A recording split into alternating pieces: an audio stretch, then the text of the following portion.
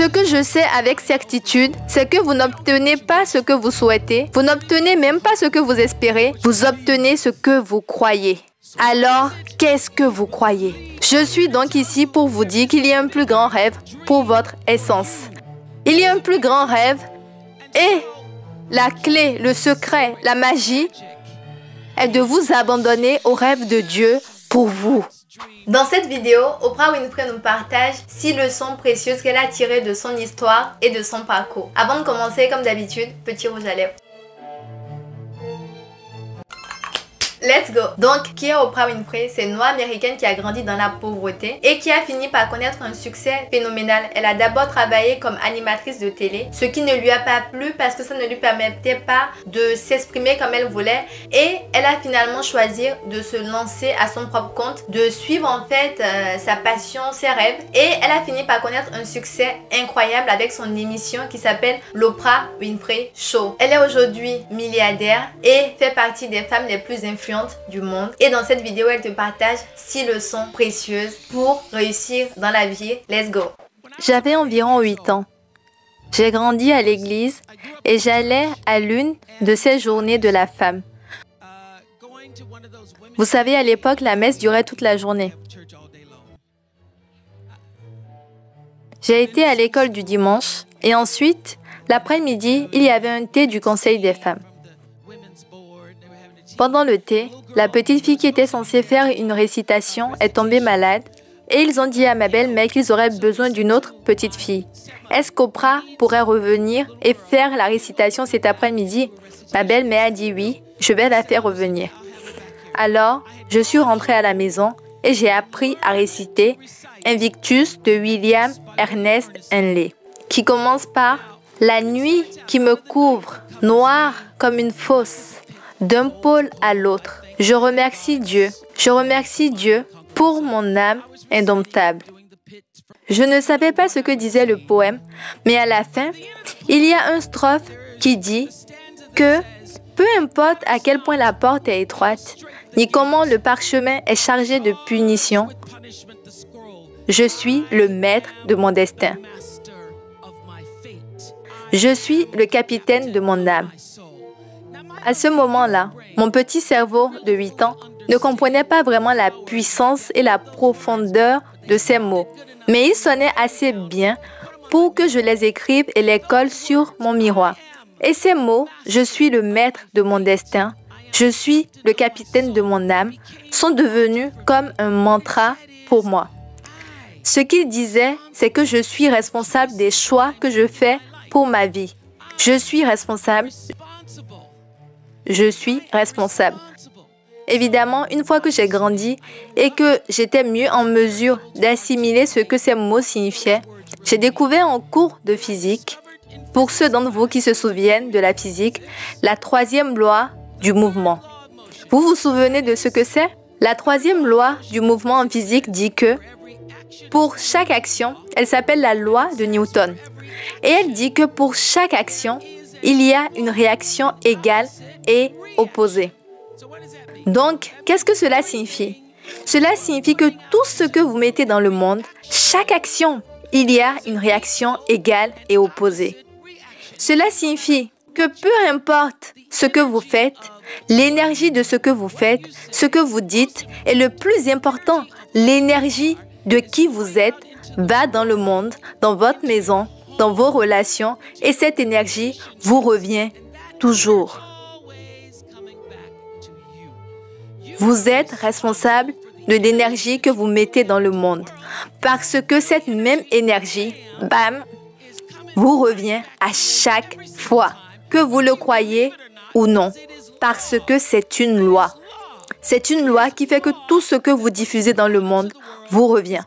Comme Maya Angelou le dit souvent et le dit dans son poème à nos grands-mères, chaque fois que vous me voyez, je viens comme une personne, mais je me tiens comme 10 000 personnes. Chaque fois que vous me voyez, je viens comme une, mais je me tiens comme 10 000.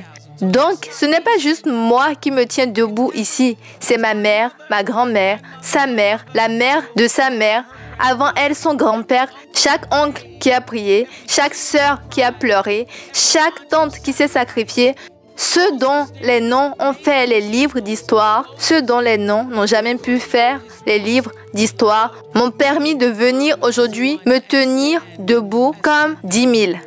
Et donc, tout ce que vous entendez à propos de moi, qui fait du bien, qui sonne bien, et vous fait penser à ce qu'Oprah a fait, je vis le rêve. Et je veux que vous viviez le rêve. Parce que je ne vis pas le rêve parce que je suis spéciale. Je vis le rêve parce que j'ai été obéissante à l'appel du rêve.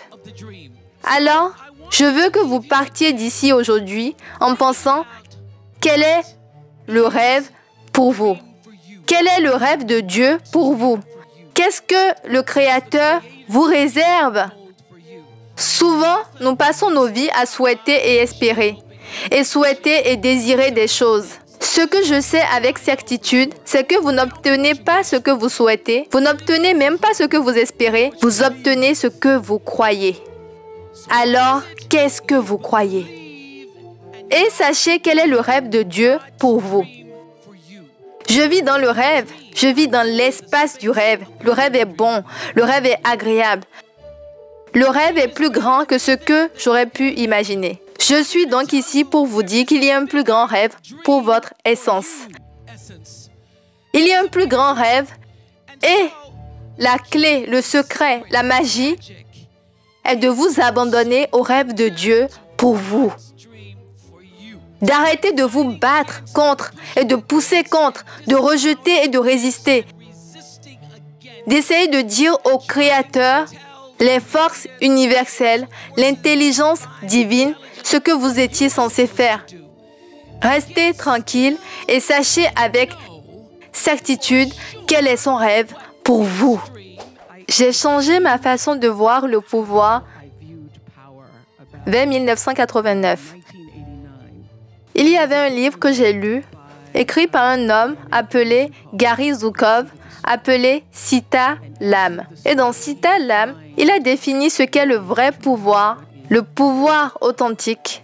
Et sa définition du pouvoir authentique signifiait le genre de pouvoir qui ne peut jamais vous être enlevé.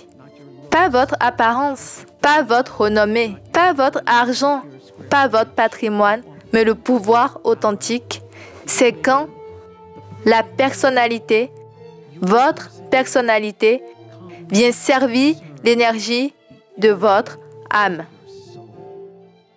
Quand vous êtes capable d'aligner qui vous êtes, qui vous devenez dans le monde, avec ce que vous êtes vraiment venu faire dans le monde, lorsque votre personnalité sert votre âme. Alors, j'y ai beaucoup réfléchi et ce livre a changé ma vie. Je construisais une maison et comme quiconque a déjà construit une salle de bain ou une maison ou quoi que ce soit, vous savez que rien ne se passe jamais à l'heure.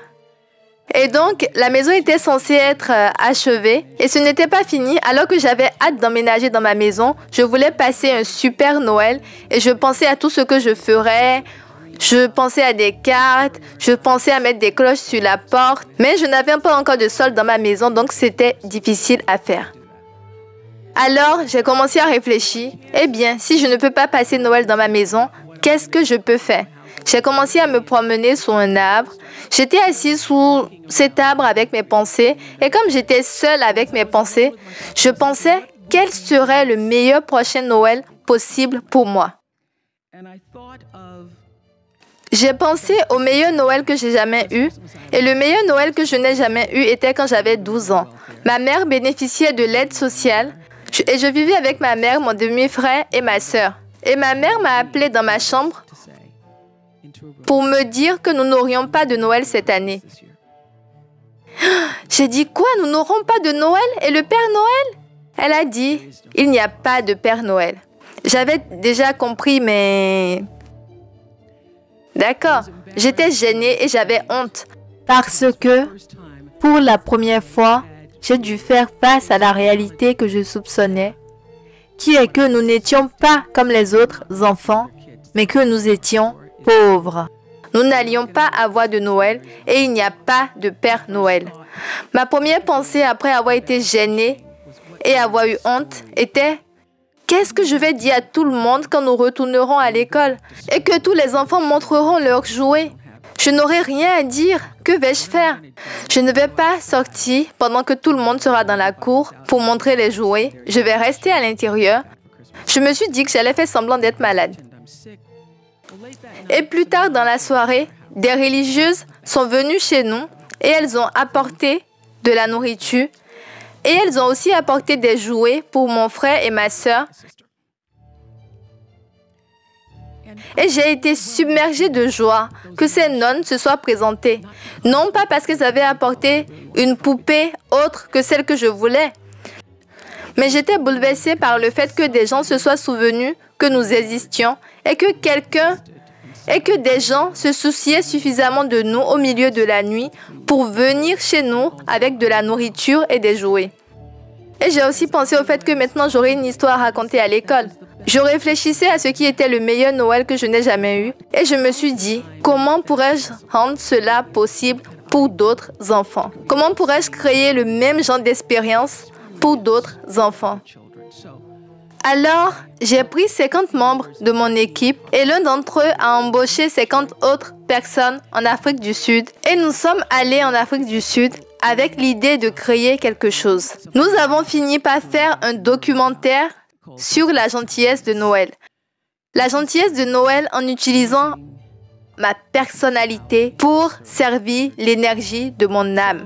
Nous sommes donc allés de village en village offrir des jouets, des vêtements, de la nourriture, des ballons aux enfants qui n'avaient jamais eu de Noël auparavant. Et tôt le matin, vous pouviez les voir faire la queue par milliers. Nous sommes allés dans 10 à 12 villages pour faire cela. Les gens m'ont dit à l'époque, « Oh, c'est tellement frivole et les enfants ne s'en souviendront pas. Pourquoi ne pas utiliser votre argent pour faire quelque chose de plus substantiel, Oprah ?»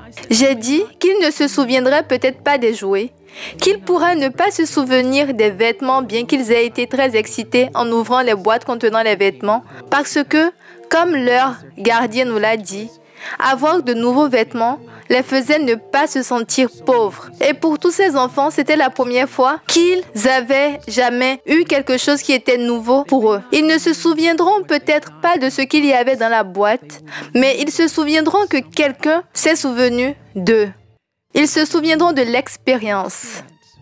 Pendant toute cette expérience, Nelson Mandela nous avait invité, un ami et moi, à rester chez lui. Quand Nelson Mandela t'invite, tu restes. J'étais tellement nerveuse. J'étais comme, oh mon Dieu, de quoi je vais parler? Parce que c'est 10 jours. 10 jours, ce n'est pas juste un dîner. C'est 10 jours, petit déjeuner, déjeuner et dîner avec Nelson Mandela. Qu'est-ce que je vais dire? Et mon ami m'a dit, pourquoi tu n'essaies pas d'écouter? Alors, c'est ce que j'ai fait. J'ai eu 29 repas avec Nelson Mandela. Au début, j'étais très nerveuse. J'étais comme, oh mon Dieu, c'est Nelson Mandela. Mais le 3e ou le 4e jour, lui et moi, on s'asseyait ensemble dans son salon, en partageant le journal à la fin de la journée, en parlant d'événements du monde. Et l'une des choses dont nous avons le plus parlé était le pouvoir de l'éducation pour vaincre la pauvreté. Dans l'un de ces moments, je lui ai dit, eh bien, tu sais, j'ai toujours voulu construire une école. Et il a dit, tu veux construire une école, Oprah? Tu veux construire une école? Il s'est levé et il a téléphoné au ministre de l'Éducation. Je ne prévoyais pas de la construire à ce moment. Mais d'accord, le ministre de l'Éducation vient plus tard dans la journée. Et là, nous commençons le processus de construction d'une école. La raison pour laquelle je voulais construire une école, parce que j'ai essayé différentes choses, parce que j'ai toujours su, même avant de pouvoir l'articuler, c'est que ma personnalité doit servir mon âme. J'ai été embauchée à la télévision sans rien y connaître, en pensant à Barbara Walters, mais en me disant que je pouvais le faire, sans savoir comment écrire ou filmer quoi que ce soit. Et je pense que c'était parce que c'était le moment et j'avais littéralement quelqu'un qui était disposé à travailler avec moi.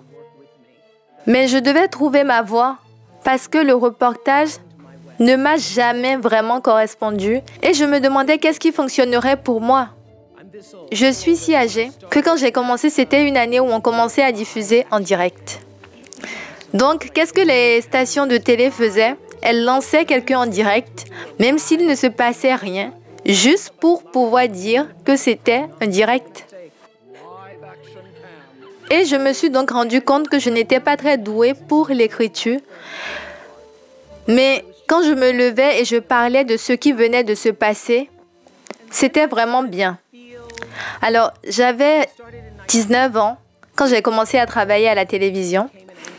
Je suis immédiatement devenue présentatrice et mon père avait toujours un couvre-feu à 23 heures. Pouvez-vous croire une telle chose? Que je sois la présentatrice de 22 heures à Nashville, dans le Tennessee, que je sois la femme du journal télévisé qui lit les nouvelles et que mon père me dise d'être à la maison à 23 heures. Il disait que le journal commence à 22 heures et finit à 22h30. Donc, soit à la maison à 23 heures. J'avais un père strict. Donc, de toute façon, je pouvais sentir au fond de moi que le reportage n'était pas fait pour moi, même si j'étais contente d'avoir un bon travail. J'ai reçu une offre pour aller à Atlanta. Je gagnais $10 000 par an en 1971. J'ai donc reçu une offre pour aller à Atlanta pour $40 000 et j'ai pensé que c'était fini. Je gagnerais $40 000. Et mon patron de l'époque m'a dit, « Tu ne sais pas ce que tu ne sais pas. Tu dois rester ici jusqu'à apprendre à mieux écrire et que tu puisses te perfectionner dans ton travail de journaliste. » Et donc, il a dit, « Nous ne pouvons pas te payer 40 000, mais nous pouvons te donner 12 000. » Alors, je suis restée. Et vous savez, la raison pour laquelle je suis restée, c'est parce que je sentais au fond de moi que même si les 40 000 étaient séduisants, il avait raison. Alors, pour faire court, parce que je pourrais rester ici toute la journée à vous raconter tout ce qui s'est passé, j'ai commencé à écouter ce qui semblait être la vérité pour moi. Quelques années plus tard, j'ai déménagé à Baltimore. C'est donc ainsi que j'ai commencé à ressentir que le journalisme n'était pas fait pour moi. Mais mon père, mes amis, tout le monde me disait « Oh mon Dieu, tu es présentatrice, tu passes à la télévision, tu ne peux pas abandonner ce travail. » Et quand j'ai commencé à gagner 25 000, mon père m'a dit « Tu viens de toucher le jackpot. » Donc j'étais partagée entre ce que le monde me disait et ce que je ressentais comme étant une vérité pour moi-même. Le journalisme était comme un acte contre nature pour moi. Même si je savais que beaucoup de gens trouvaient ça glamour, et j'ai commencé à réfléchir à ce que je voulais vraiment faire. Et je dirais que savoir ce que tu ne veux pas faire est le meilleur début possible si tu ne sais pas quoi faire. Parce que savoir ce que tu ne veux pas faire t'amène à comprendre ce que tu veux vraiment faire. Donc, vous avez découvert le talk show à ce moment? Non, je n'ai pas découvert le talk show. J'ai été rétrogradée. Ils voulaient en fait me virer, mais j'étais sous contrat. Ils ne voulaient pas avoir à me payer 25 000, alors ils ont essayé de me garder jusqu'à la fin de l'année. C'est comme ça que la vie fonctionne. Ils m'ont mis sur un talk show pour essayer d'éviter d'avoir à me payer le contrat.